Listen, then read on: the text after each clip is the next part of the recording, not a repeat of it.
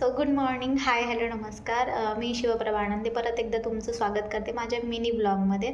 तर आजचा जो ब्लॉग आहे तो तुम्ही थंबनेलवरून ओळखलंच असेल कशाशी रिलेटेड आहे.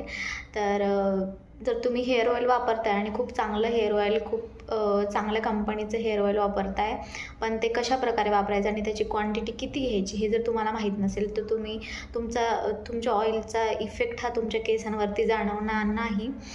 सो मी आज त्याचविषयी तुम्हाला सांगणार आहे. व्हिडिओ शेवटपर्यंत नक्की पहा. जर तुम्ही कुठल्याही ऑइल तुम्ही कुठल्याही ब्रँडचं घ्या, काहीही हरकत नाही आहे, पण ऑइल घेताना त्याची क्वांटिटी 2 ते 3 स्पून एवढीच असली पाहिजे. आणि ते ऑइल घेताना तुम्ही हलकंसं गरम करून घ्या. हलकंसं गरम करून घेताना तुम्ही त्याच्यामध्ये थोडंसं कापूर वगैरे ॲड करा, जेणेकरून फंगल इन्फेक्शन जे काय इचिंग वगैरे आहे ते त्याने कमी होतं.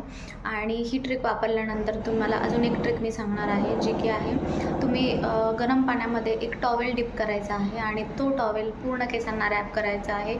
अशी स्टेप तुम्ही 3 वेळा करायची आहे. आणि नेक्स्ट डे तुम्ही केस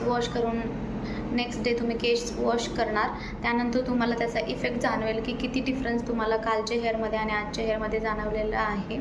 सो अशाच नवनवीन आणि वेगवेगळे ट्रिक्ससाठी मला तुम्ही लाईक, शेअर, कमेंट करा. मी नक्की तुम्हाला वेगवेगळे सजेशन आणि वेगवेगळ्या ट्रिक्स मी तुम्हाला सांगणार आहे. So thanks for watching.